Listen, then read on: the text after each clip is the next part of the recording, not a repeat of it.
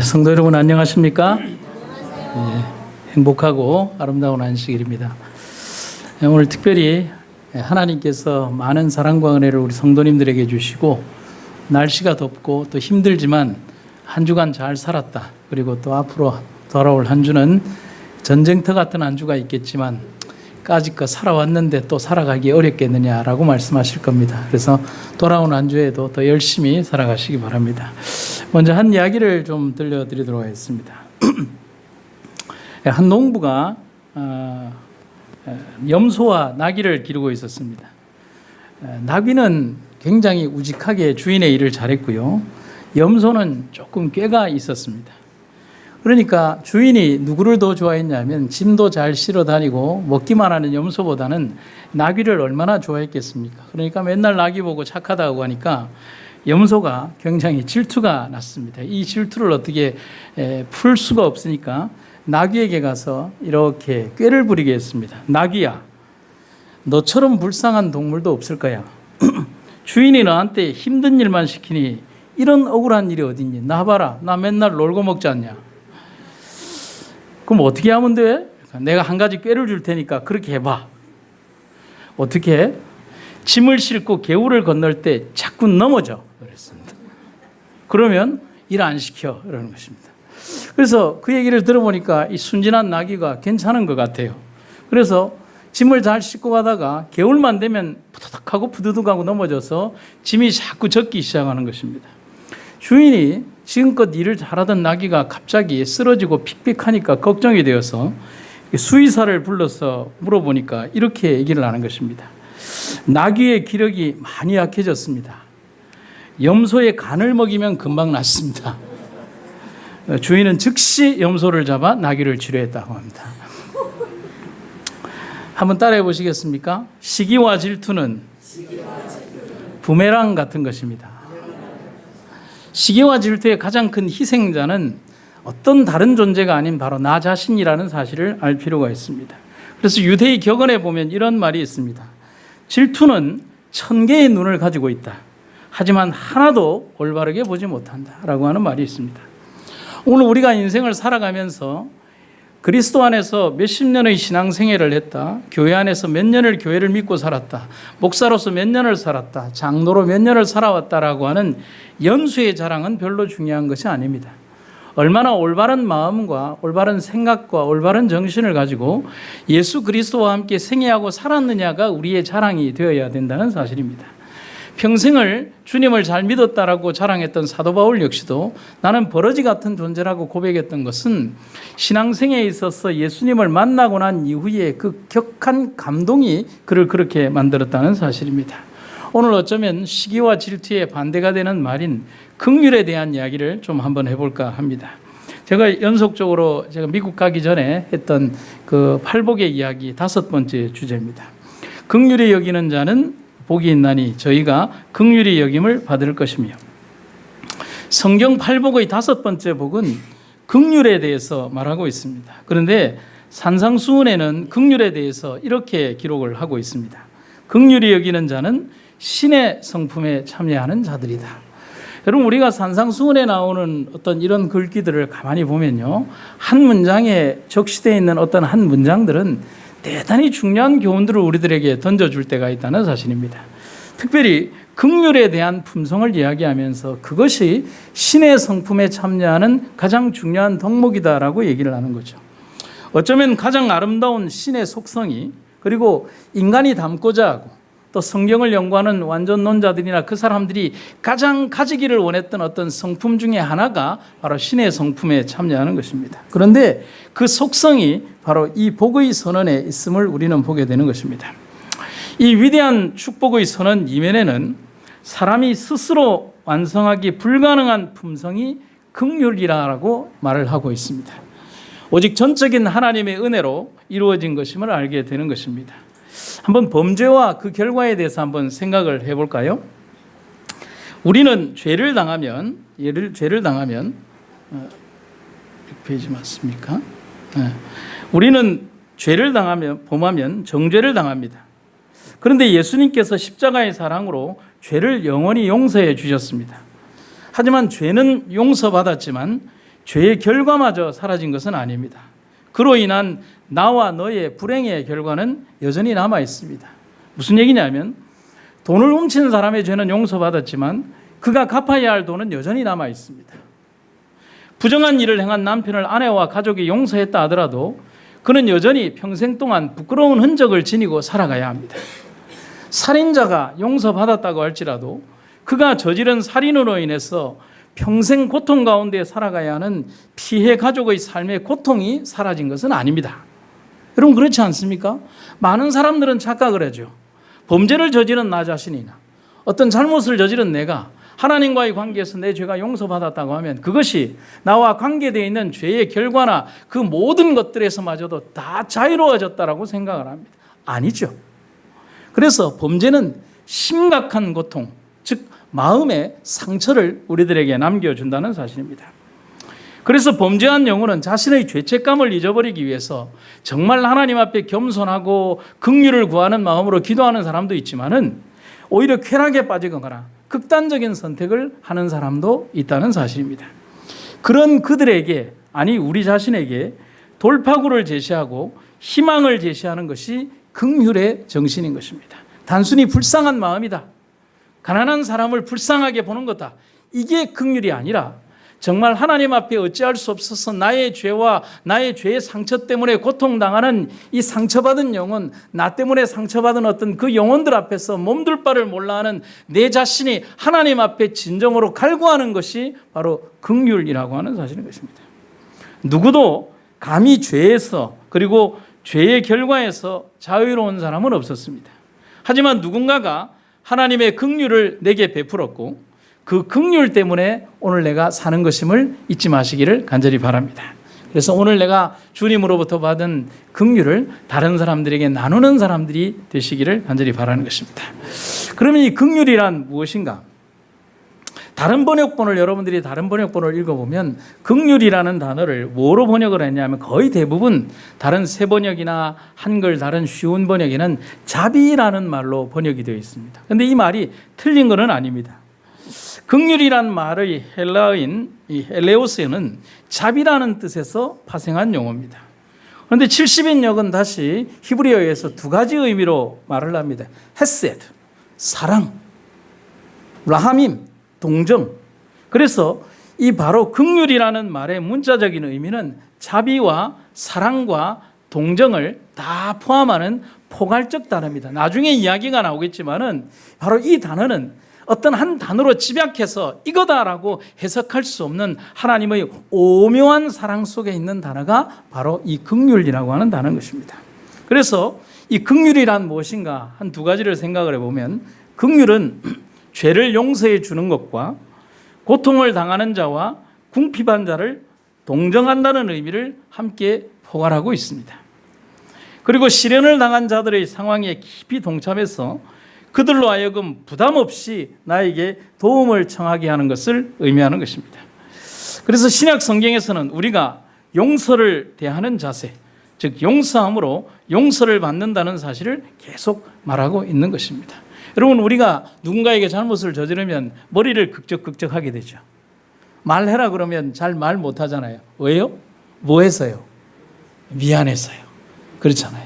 그런데 여기에서 긍휼을 베푸는 자와 또 긍휼함을 구하는 자에게 있어서 이것은 무슨 관계냐면 하나님 앞에 정말 나의 자신이 부끄럽고 힘들지만은 그 긍휼함을 구하는 것에 있어서 절대로 포기하지 않도록 그에게 기회를 주는 것이라는 것이죠. 제가 기억은 나지 않는데 수년 전에 제가 경북 상주 옥산이라고 하는 곳에서 이제 평신도 전도회를 할 때 제가 강사를 하게 되었습니다. 근데 이제 그거를 주도한 게 뭐냐면 합회 청소년 부장님 김모 목사님이라고 덩치가 좋은 목사님이 계셨는데 이분이 이제 집회에 좀 참석하기 위해서 저녁에 상주 옥산 쪽으로 오시다가 교통법규를 위반하게 되었습니다. 교통법규를 위반하면 좀 많이 속상하잖아요. 그래서 목사님이 교통경찰에게 탁 오니까 뭐라고 얘기하냐, 미안하다, 잘못했다 그랬습니다. 그러니까 경찰이 얘기를 잘못 인정하셨으니 면허증을 다오 그랬습니다. 그러니까 목사님 얘기하기를 잘못했다고 하지 않았느냐라고 하니까, 그러니까 잘못을 인정했으니까 면허증을 다 오고 그랬습니다. 그러니까 목사님이 잘못을 인정했으니 좀 생각을 해봐라. 그러니까 생각했으니 면허증을 다 오라고 하는 거예요. 그러니까 이제 목사님이 좀 이런 옥신각신을 하다가 내가 정말 잘못했다고 하지 않느냐, 이래 덩치가 큰 분이거든요. 그러니까 막 이래 좀 이렇게 언성이 좀 높아졌습니다. 그러니까 이 경찰도 지지 않고 뭐라고 하냐면, 아니 잘못을 인정했으면 면허증을 달라고 그러지 않습니까? 그러니까 목사님 특유의 직업 의식이 나와서, 아니 성경에도 거기서 왜 성경이 나오는지 모르지만, 아니 성경에도 아무리 죄인도 자기가 잘못했다고 용서를 구하면 예수님이 용서해 주는데 내가 지금 잘못했다고 하는데 왜 용서를 안 해줍니까? 라고 하니까 경찰이 얘기를 하기를 나도 용서합니다 라고 이제 그렇게 오신 겁니다. 제가 그 이야기를 들으면서 무슨 생각을 했냐면, 우리가 예수님 앞에 우리의 죄를 아뢰고 구할 때 어떤 사람들은 뭐냐면, 내가 너무 죄인이라서 하나님 앞으로 나오지 못합니다. 내가 지니고 있는 잘못된 습성이나 악행들 때문에 하나님 앞으로 나오지 못합니다라고 얘기하는 사람들이 있습니다. 그것은 잘못된 것이죠. 아무리 부끄럽고 연약하고 더러운 존재일지라도 내가 하나님 앞에 그 긍휼하심을 구하고 자비를 구하는 그 자세가 진실한 믿음의 자세임을 우리가 알 필요가 있다는 사실입니다. 그래서 성경 여러 구절에서 자비와 긍휼에 대해서 이런 얘기를 하고 있습니다. 야고보 2장 13절, 자비는 심판을 이깁니다. 여러분 강력한 말씀 아닙니까? 마태복음 18장 35절, 내 천부께서도 각각 중심으로 형제를 용서하지 아니하면 내 천부께서도 너희에게 그와 같이 하시리라. 마태복음 6장 14절과 15절, 너희가 사람의 과실을 뭐하면 용서하면 너희 천부께서도 너희 과실을 용서하시려니와 너희가 사람의 과실을 용서하지 아니하면 너희 아버지께서도 너희 과실을 용서하지 아니하시리라. 제가 한 아이의 이야기를 좀 들려드리도록 하겠습니다. 비록 다른 아이들보다 덩치는 크고 뭐 이렇게 얼굴도 잘생겼지만 조금 이렇게 학습 수준이 떨어지는 아이가 있었습니다. 그런데 언제나 착한 마음으로 이렇게 살기를 바라는 부모와 함께 항상 기도하면서 살았습니다. 근데 보통 이런 아이들 옆에는 좀 개구진 아이들이 있어서 막 괴롭히고 이 아이가 좀 이렇게 난폭한 모습을 보이도록 하는 나쁜 아이들이 있지 않습니까? 그러면 이 아이가 어떤 곤란한 일을 당하고 오면 엄마는 이 아이의 마음속에 분노나 다른 사람에 대한 미움이 생길까 봐 꼭 저녁에 그 두 아이의 손을 잡고 기도하면서 그 아이의 마음속에 싹 들지도 모르는 분노의 감정을 예수 그리스도의 사랑으로 다 없이해달라고 기도했습니다. 그러니까 이 아이가 엄마의 기도대로 정말 그렇게 예쁘게 성장을 해줬습니다. 그런데 이날은 달랐어요.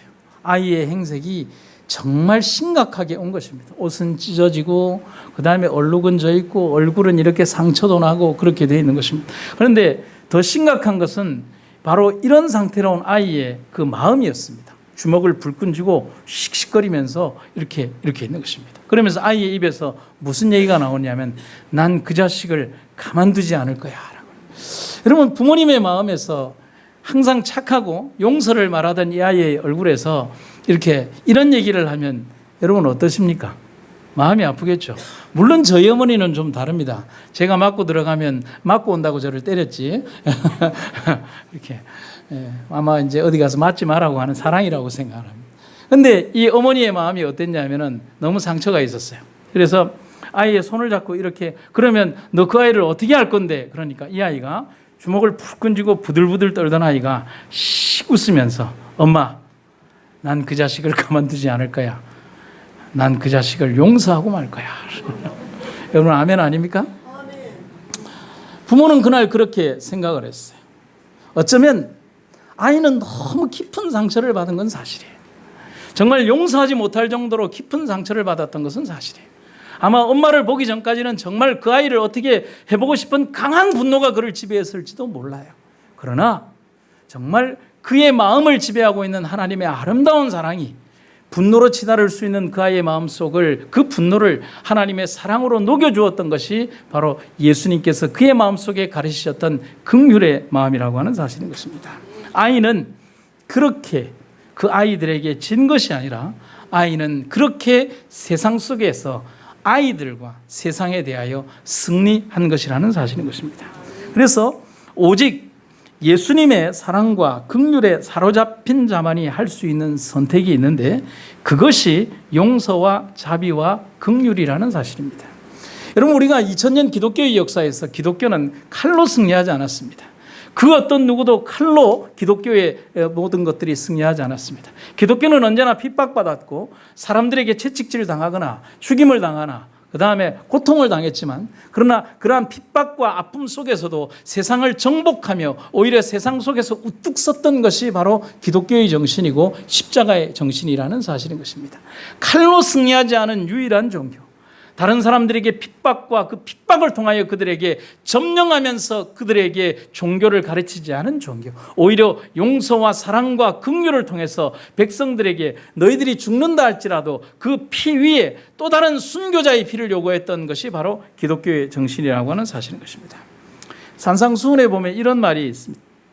그분은 우리를 우리의 가치에 의해 취급하지 않으신다. 우리가 당신의 사랑을 받을 가치가 있는지 묻지 않으시고 우리를 가치 있게 해주기 위하여 당신의 풍성한 사랑을 부어주신다. 그분께서는 원한을 품는 분이 아니시다. 그분은 벌을 주려 하지 않으시고 구속하려 하신다. 당신의 섭리를 떠나 나타내시는 엄격함도 실은 완악한 자들의 구원을 위한 것이다. 그분께서는 사람들의 고통을 씻어주고 그들의 상처에 향유를 발라주고자 심히 갈망하신다. 여러분, 아멘 아닙니까? 하나님께서는 오늘 우리들에게 사랑과 긍휼의 정신을 우리들에게 보여주기를 원하신다는 사실인 것입니다. 그리고 이 긍휼의 언어는 헤세드라고 합니다. 히브리어로 긍휼을 나타내는 단어가 헤세드입니다. 그런데 우리가 신학교에서 헤세드라는 단어를 배울 때 교수님들이 딱 했던 한 문장의 말이 기억이 납니다. 헤세드는 번역할 수 없습니다 라고 하는 것입니다. 왜 번역할 수 없을까요?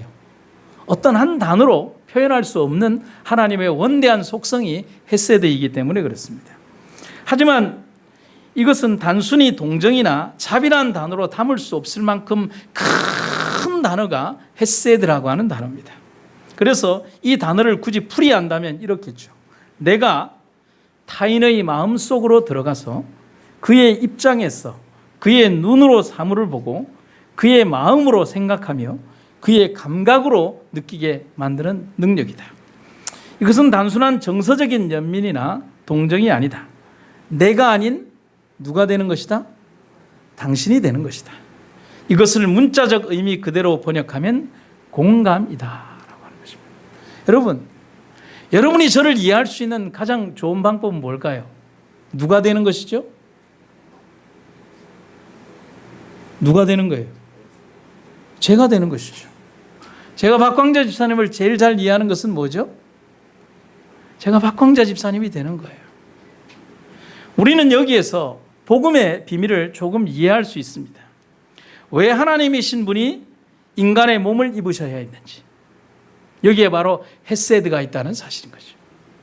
높은 하늘에 계시지 않고 이 낮고 천한 인간 세계에 오셔야 했는지, 왜 우리와 함께 밥 먹고 잠자고 더위에 지치고 추위에 떨고 사랑에 목마르고 배신에 슬프고 채찍에 아프고 죽음 앞에 놓이셔야 했는지를 말입니다. 이 모든 이유가 헤세드, 즉 긍휼이라는 단어 안에 녹아 있음을 우리는 이제야 알게 되는 것입니다. 오직 그분만이 나의 모든 것을 아시고 내 편이 되셔서 나의 삶을 하나님의 눈으로 보는 것이 아니라 내 눈으로 보시고 내 마음의 눈으로 아시고 그리고 내 삶 속에서 보시기에 나를 용서하실 수 있다는 사실인 것입니다. 여러분, 제 눈으로 당신을 본다면 제가 당신을 이해할 수 있을까요? 못하죠. 여러분의 눈으로 저를 본다면 저를 이해하실 수 있겠습니까? 못하죠. 왜냐하면 철저히 내 주관 속에 있는 이 사관들이 나를 지배하고 있기 때문에 그렇다는 사실인 것입니다. 그래서 하나님이 바울을 용서하실 수 있었던 것입니다. 그래서 예수님이 베드로를 용서할 수 있었던 것입니다. 그래서 예수님이 나를 용서할 수 있는 것입니다. 그분이 내가 되셨기 때문에 나의 마음을 다 아시는 것입니다. 그래서 오늘 예수님이 오늘 축복의 산에서 내가 긍휼이 되었던 것처럼 너희도 서로에게 긍휼한 사람이 될 것을 명령하고 계신다는 사실인 것입니다. 사랑하는 여러분, 오늘 예수님께서 긍휼히 여김을 받는 자는 복이 있나니라고 하신 그 말씀의 의미를 깊이 생각하시면서 그 긍휼의 축복의 전수자들이 되시기를 간절히 바랍니다. 산상봉헌에 보면 이런 말씀이 연이어서 기록이 되어 있습니다. 생애 자체가 고통스러운 투쟁이 되는 사람들이 많이 있다. 여러분 그렇죠? 삶 자체가 고통이 되는 사람들이 있다. 그들은 늘 부족을 느끼며 괴로워하고 불신을 나타낸다. 자신들에게는 감사할 것이 아무것도 없다고 생각한다. 계속 투쟁하는 고독한 많은 사람들에게 있어서 친절한 말과 동정의 표정과 감사의 표시는 마치 목마른 사람에게 냉수 한 그릇과 같을 것이다. 동정의 말 한마디, 친절한 행동 하나는 피곤한 어깨에 무겁게 지워져 있는 짐을 치워줄 것이다. 따라서 사심이 없는 모든 친절한 말과 행동은 잃어버린 인류를 위한 그리스도의 사랑의 표현이다. 여러분 아멘입니까? 오늘 제가 여러분들에게 칭찬받을 행동 하나 얘기해도 될까요? 된다고 얘기해 주세요. 예, 할 겁니다. 저녁에 예배를 드리기 위해서 이렇게 현관에 서 있는데 어떤 할머니 한 분이 저 밑에서부터 병원으로 오시는지 몰라서 제가 일찍 올라오고 나니까 할머니 한 분이 요 계단 아래에서 너무 무겁지도 않은데 할머니 다리가 아파서 이렇게 있는 거예요. 그래서 이 교회 앞에서 여기 병원이 도대체 입구가 어딥니까? 라고 하는 것입니다. 그래서 우리 병원 어렵지요. 조금만 올라가시면 됩니다. 올라가시면 됩니다. 라고 해서 그렇게 대답을 했어요. 그러고 나서 할머니가 한숨을 푹 쉬면서 이렇게 들고서 올라가시려고 하는데 가슴이 철렁하는 거예요. 그게 뭐죠? 제가 올바른 일을 했습니까? 올바르지 않은 일을 했습니까? 저는 나쁜 일을 하지는 않았어요. 그러나 그 할머니의 어려움에 대하여 동참하지는 않았어요. 그래서 갑자기 뭔가 머리를 콱 이렇게 한 방 맞은 것처럼 생각이 되어서 갑자기 그냥 구두를 내던지고서 막 신발을 신고 쫓아 올라가서 할머니의 이렇게 가지고서 할머니 저를 따라오십시오라고 하고 쫙 이렇게 올라가서 이렇게 제가 개선 장군처럼 이순신 장군이 이렇게 개선하는 것처럼 이 두 개를 들고서 당당하게 문을 열고 이쪽입니다. 그리고 또 커브를 돌아서 이쪽입니다 하고 안내판 안에 탁 놓으면서 할머니 이제부터 엘리베이터 타고 올라가시면 됩니다. 저 잘했나요? 예. 이런 칭찬을 누가 해줄까요? 예수님이 저에게 해주시는 칭찬이라는 것입니다. 그리고 바꾸어서 생각을 해보면 그 할머니가 떠나는 제 뒤에다 대고 한 말이 있어요. 저는 그때 잘 기억이 안 났는데 오면서 뭐냐면 참 고맙습니다. 여러분 참 고맙습니다가 아니고 참 고맙습니다. 여러분 이게 중요한 거예요. 예? 그러니까 이게 참 고맙습니다가 아니라 참 고맙습니다. 참 고맙습니다는 별로 안 고마운 거예요. 그런데 참 고맙습니다는 뭡니까? 정말 고마운 거예요. 저 착했나요? 네. 여러분 저는 우리 그 할머니에게 아마도 그 더운 여름철에 뜨거운 떼약 볕에 있는 그분에게 한 잔의 생수를 드린 것과 같은 긍휼을 베푼 것입니다. 여러분 우리가 예수님을 믿고 생애를 살아가면서 모든 것들을 신학적으로 어렵게 삶의 과정을 복잡하게 대단하고 어려운 일들을 하는 어떤 성각자처럼 대단한 독립투사처럼 어떤 일을 하는 것이 아니라 삶의 작은 것에 있어서 주님의 일을 실천하는 사람들이라면 삶의 조각조각들이 그 편린들이 모여져서 완전한 하나의 그림들이 그려질 때 그 완전한 그림들이 그려지는 것은 대단한 조각도 있겠지만은 완벽한 그림을 맞춰내는 데는 삶의 사소한 조각들이 더 필요하다는 사실들을 우리는 기억해야 한다는 사실인 것입니다. 한 사람이 어린 딸과 함께 산속에 살면서 양을 치고 있었습니다. 그런데 양 한 마리가 보이지 않는 겁니다. 그래서 양을 찾다가 그 양이 카시나무에 걸려서 빠져나오지 못하고 바둥거리는 것을 발견했습니다. 그래서 그 양을 꺼내기 위해서 양이 버둥거리다 보니 이미 가시나무에 이렇게 살이 박혀가지고 피가 흐르고 있었어요. 그래서 최대한 조심스럽게 했지만은 그 이제 살도 찢기고 그렇게 해서 그 이제 가시나무 위에는 이제 털도 뽑히고 뭐 이렇게 피도 나고 이렇게 했어요. 그걸 본 이 딸이 너무 속상했던 거예요. 그래서 막 울면서 아빠에게 뭐라고 했냐? 아빠 나 저 나무 미워요. 내일 저 나무 잘라버려요. 그랬어요. 그러니까 아빠가 생각해도 양들에게 아무 필요 없는 나무잖아요. 그렇게 해서 그래 내일 자르자라고 해서 딸과 함께 그 다음날 도끼를 가지고 가시나무를 잘라버리려고 그것을 갔습니다. 여러분, 그런데 나무 가까이 갔을 때 소녀가 한 광경을 봤어요. 그 소녀는 작은 새 여러 마리가 가시나무 위에 앉더니 작은 부리로 양이 가시에 긁히면서 남겨놓은 털들을 쪼아서 자기의 둥지로 가져가는 것을 보았어요. 그러면서 작은 새는 불이 가득히 그냥 볼이 빵빵해지도록 털을 물고서 어딘가에 있을 자기의 새끼와 가족들을 위한 둥지에 쓰기 위하여 그 털을 가지고 가는 장면들을 보았어요. 이것을 살펴보던 딸이 이렇게 얘기를 하는 것입니다. 아빠, 하나님께서 왜 이곳에 가시나무를 자라게 하시는지 나는 이제야 이유를 알 것 같아요. 나무의 가시들은 작은 새가 집을 지을 수 있는 부드러운 털을 모으는 일을 하는가 봐요. 여러분, 우리가 살아가면서 삶의 모든 가시들과 삶의 모든 과정들을 어떻게 우리가 다 알 수 있겠습니까? 오늘 내가 당면한 억울한 일들, 오늘 내가 치르고 있는 슬프고 어려운 과정들, 오늘 내가 당면한 삶의 이해할 수 없는 많은 일들 가운데에도 내 삶의 이편과 그 건너편에는 나의 그런 고통의 너머에 또 다른 누가 혜택을 보고 있는지, 혹은 나와 함께 고통당하며 함께 그 삶을 견뎌 나가는 그 누군가가 있는지, 아니면 나를 더 강하게 하시기 위한 하나님의 또 다른 삶의 섭리가 있는지에 대해서 우리는 모르면서 모든 삶의 과정에서 하나님, 내가 흘러가는 이 물길 속에 바위를 없애주십시오라고 하는 그런 기도만 한다면 우리는 어떤 삶의 조각의 그림을 그려낼 수 있겠습니까? 성경이 우리에게 권면합니다. 너희 아버지의 자비로우심 같이 너희도 자비로운 자가 되라. 아멘입니까?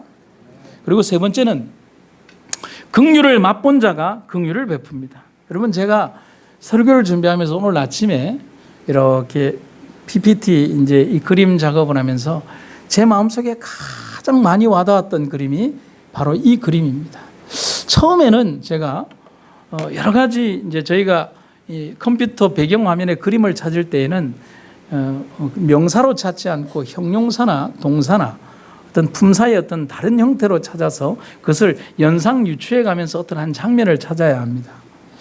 그런데 어떤 단어를 연상 유추해 가면서 이렇게 찾다가 보니까 이 장면이 뜨는 것입니다. 그런데 이 장면이 왜 긍휼이나 자비나 동정이나 이것과 어떻게 될까 가만히 보니까 이 그림의 내용을 이렇게 확대해서 제가 작업을 하는 가운데 보니까 이렇게 되어 있어요. 한 사람의 손에 활 시위가 있습니다. 그러면 이 사람이 뭘 쏜 거죠? 활을 쏜 거죠. 그리고 그 쏜 화살의 세 발이 상대편 등어리에 맞아 있습니다. 그렇죠? 누구를 향해 쏜 것입니까? 상대방을 향해 쏜 것이죠. 그런데 화살을 맞은 그 사람이 그의 넓은 가슴으로 자기를 활을 쏜 사람을 끌어안아 주고 있습니다. 긍휼입니다. 원수에 대하여 원수로, 악에 대하여 악으로, 칼에 대하여 칼로, 미움에 대하여 미움으로. 그렇게 갚는 것이 아니라 우리의 원수에 대하여 긍휼로 안아주는 정신, 그게 그리스도의 정신이라고 하는 사실인 것입니다. 여러분, 우리가 한번 바울을 한번 다시 생각해 볼까요? 우리는 바울의 경험과 삶에서 긍휼의 위대함을 보게 됩니다. 바울의 선교의 여행은 핍박과 고통, 원수의 지독한 반대로 점철 지어진 것입니다. 그 경험이 오늘 신약 성경 바울의 14권에 걸친 편지서에 기록이 되어 있습니다. 그런데 바울의 글을 통해 우리가 깨닫는 것은 복음 전파는 원수에 대한 긍휼과 용서 그리고 사랑이 없이는 절대로 불가능하다는 사실을 알게 됩니다. 여러분, 개심하기 전에 이 예수님의 제자들 같으면 어떻게 합니까? 예수님이 오신다는 걸 반대한다니까 예수님의 제자가 뭐라고 해요? 예수님 저 마을 그냥 싸그리 다 불러 태워버립시다라고 얘기한 예수님의 제자들이 있지 않습니까? 하나님의 자비와 용서를 깨달은 자만이 가능한 일이라는 것입니다. 여러분, 바울이 바울 될 수 있는 것, 바울이 14권의 복음서에서 수없이 많은 사랑과 그리스도의 사랑과 용서와 긍휼 그리고 성도들에게 하나님의 사랑과 은혜에 대한 그 글들을 남길 수 있는 것은 자기의 원수에 대하여 원수로 대하지 않고 하나님께서 십자가에 보여주셨던 사랑과 긍휼의 정신을 가진 그 바울이었기 때문에 14권의 그 글들마다 하나님의 사랑과 그 긍휼에 대하여 기록할 수 있다는 사실인 것입니다. 여러분 같이 한번 읽어볼까요? 시작. 여러분 아멘입니까? 용서받은 자가 용서할 줄도 압니다. 굶주렸다가 배부르게 된 자가 다른 사람을 먹일 줄 알게 되는 것입니다. 여러분 그게 바로 우리가 몇 주 전에 배웠던 네 번째 복의 이야기가 바로 그 얘기인 것입니다. 하지만 자신이 받은 은혜는 망각한 채 다른 사람에게 대하여 긍휼하지 않았던 1만 달란트 빚진 사람의 이야기는 시사하는 바가 굉장히 큽니다. 용서를 베풀 줄 모르는 사람은 절대로 용서받을 자격이 없음을 성경은 말하고 있는 것입니다. 데니스 레인이라고 하는 목사님이신 설교 강의에 바로 이 부분에 대해서는 제가 몇 년 전에 읽은 글에 보면 이런 기록이 있습니다. 예수님께서는 우리가 다른 사람을 용서하지 않는다면 우리도 용서받지 못할 것이라고 경고하셨다. 그것은 긍휼을 베풀지 아니하는 것은 긍휼을 멸시하는 것이 되기 때문이다. 우리가 하나님께 빚진 것만큼 우리에게 많은 빚을 진 사람은 아무도 없다. 그러므로 긍휼을 베푸는 것은 긍휼을 받았음을 나타내는 것이고 긍휼을 베푸지 않는 것은 긍휼을 이해하지 못했음을 나타낸다. 그러나 이 세상에 단 한 사람도 하나님의 긍휼을 받지 않은 이는 없다. 여러분 공감하십니까? 어떤 회사원의 이야기를 좀 들려드리도록 하겠습니다. 부정한 방법으로 자기 회사의 자금 중 수천 달러를 몰래 빼돌린 한 젊은 회사원이 있었습니다. 흔히 말하는 공금횡령이죠. 그런데 이 일이 적발이 되었고 이제 사장실에 가서 경위를 보고해야 했습니다. 물론 자신에게 내려질 법적 조치는 더 두려웠습니다. 그 일이 모두 사실이라는 질문에 대해서 그는 그렇다라고 답변했습니다. 여러분 이제 자기 부정행위가 다 드러났으니 남은 건 뭡니까? 이제 뭐 책임지고 물러나고 이제 경찰서로 가는 일밖에 없습니다. 그런데 사장이 깜짝 놀랄 만한 제안을 하는 것입니다. 내가 자네를 지금 그대로 일하게 해준다면 앞으로 자네를 믿을 수 있겠는가 했습니다. 여러분 그는 잘못을 저지른 사람이에요. 그리고 상당한 돈을 횡령한 사람입니다. 그런데 사장이 그렇게 얘기하는 것입니다.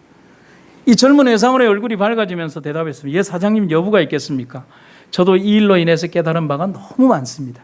기회를 주신다면 그렇게 하겠습니다. 사장이 다시 얘기합니다. 나는 자네에게 책임을 묻지 않겠네. 가서 일을 계속하게. 그러면서 이런저런 대화를 하다가 이제 자리를 일어나서 자기의 부서로 돌아가려고 하는 젊은 회사원에게 사장이 이런 얘기를 하는 것입니다. 하지만 자네가 알아야 할 것이 한 가지가 있어. 이 회사에서 유혹에 넘어갔다가 관용을 받은 사람은 자네가 두 번째 사람이야. 첫 번째 사람은 나야. 나도 자네와 같은 짓을 했었지. 자네가 받고 있는 자비를 나도 받았다네. 용서받는 자는 진정으로 자신이 용서받았음을 알고 있어야 하는 것입니다. 이 이야기는 돈 몰루라고 하는 사람이 쓴 분비는 우애로라고 하는 책에 나오는 한 이야기가 바로 이 이야기인 것입니다. 여러분 사랑하는 여러분, 오늘 우리들의 삶에서 그 누구도 예수님이 주시는 용서와 긍휼을 받지 않은 사람이 누가 있습니까? 그런데 나는 왜 어떤 다른 사람에 대하여 그렇게 자만합니까? 나의 의가 그렇게 높다라고 자만하십니까? 내가 그렇게 대단한 믿음이라고 그렇게 말하고 있습니까? 내가 그 사람보다 높은 게 뭐가 있습니까? 나의 신앙이나 나의 연수가 그렇게 자랑할 만한 것이 됩니까? 내가 그리스도의 어떤 높으신 사랑과 은혜가 아니었다면 존재조차 할 수도 없었던 나의 먼지 같은 삶을 우리는 고백해야 되지 않겠습니까? 긍휼에 대한 정의를 짧게 두 가지만 보고 마치도록 하겠습니다. 긍휼은 다른 사람의 신발을 신고 걷는 것이라고 인도연 속담에는 얘기하고 있습니다. 인도연의 속담처럼 내 마음의 잣대로 형제를 판단해서는 안 됩니다. 그것은 가장 큰 죄의 시작이 되는 것입니다. 그래서 티벳의 아주 훌륭한 지도자인 달라이 라마가 우리들에게 교훈을 내주는 말이 있는데 이런 말이 있죠. 다른 사람을 행복하게 해주고 싶다면 자비를 베풀어라. 자신이 행복해지고 싶다면 자비를 베풀어라. 그럼 무슨 말이죠? 다른 사람에게 행복을 베푸는 것도 자비요. 그 다음에 내 자신이 행복해지고 싶은 것도 자비를 베푸는 것에서 출발한다는 사실인 것입니다.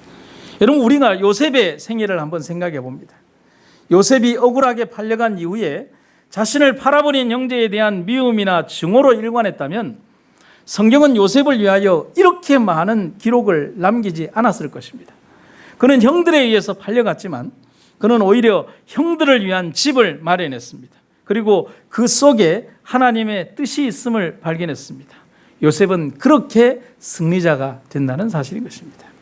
그래서 베이컨이라고 하는 시인은 이런 얘기를 하죠. 복수할 때 인간은 그 원수와 같은 수준이 된다. 그러나 용서할 때 그는 그 원수보다 더 위에 서게 된다. 여러분 공감하십니까? 예수님께서 오늘날 세상을 사랑과 은혜로 정복하신 그 이유를 이제 아시겠습니까? 두 번째는 긍휼은 다른 사람의 불행을 내 것으로 여기는 데서부터 출발을 하고 있습니다. 하나님께서는 백성들의 고통을 내 것으로 생각하셨어요. 이스라엘 백성들이 이집트에서 고통당하는 것을 어떤 먼 나라 이야기처럼 생각한 것이 아니라 바로 나의 고통, 나의 아픔, 나의 슬픔이라고 생각하신 것이죠. 하나님은 인간의 고통에 대하여 아신다라는 표현을 쓰고 있습니다. 출애굽기 3장의 백성의 고통도 아신다라고 말씀하십니다. 그 긍휼함이 인간을 위한 성육신과 십자가를 있게 만들었던 것입니다. 그렇다면 우리 역시도 형제의 고통을 알고 나누는 행동을 통해서 하늘과 더욱 가까워진 삶을 살게 될 것입니다. 그래서 저는 여러분에게 이렇게 부탁드리고 싶습니다. 팔복의 5번째 복인 이 긍휼은 성경 안에서 읽어야 되는, 그리고 발견되어야 되는 단어가 아니라 성도들의 삶에서 발견되어지고 실천되어지는 살아있는 삶이요 행동이 되어야 한다는 사실인 것입니다. 여러분 공감하십니까? 긍휼히 여기는 자는 긍휼히 여김을 받을 것이다. 구제를 좋아하는 자는 풍족하여질 것이요 남을 윤택하게 하는 자는 윤택하여지리라. 하나님의 자녀를 위한 봉사로 생애를 하나님께 바치는 자는 누구나 우주의 모든 자원을 마음대로 쓸 수 있는 분과 연결된다. 그의 생애는 변함없는 언약의 황금고리로서 하나님의 생애와 하나로 이어진다. 주께서는 고통과 궁핍의 시간에 그를 잊지 않으실 것이다. 긍휼히 여기는 자는 가장 어려운 시간에 긍휼히 여기시는 구주의 자비 안에서 피난처를 찾게 되고 영원한 것으로 영접받게 될 것이다. 사랑하는 여러분, 오늘 우리 예수님께서 긍휼히 여기는 자가 복이 있다라고 하신 그 말씀의 의미를 잊지 마시기를 간절히 바랍니다. 제가 마지막으로 한 이야기를 들려드리고 말씀을 마치겠습니다. 영국 중부의 꽤 저명한 도시 가운데 코벤트리라고 하는 도시가 있습니다. 그 코벤트리에는 코벤트리 대성당이 있는데 이곳에는 엄숙한 성당의 분위기와 어울리지 않는 여인의 동상이 하나 서 있습니다. 바로 이 동상입니다. 그런데 이 동상을 자세히 가서 보면 벌거벗고 말을 타고 있는 여인의 동상입니다. 성당 마당에 서 있기에는 너무나 흉측하고 민망한 동상이죠. 11세기 무렵 이 지역의 백성들은 무거운 세금에 시달리고 있었습니다. 이 코벤트리의 영주 레오프릭은 무거운 세금을 아주 매겨서 백성들을 아주 처참한 환경으로 몰고 갔습니다.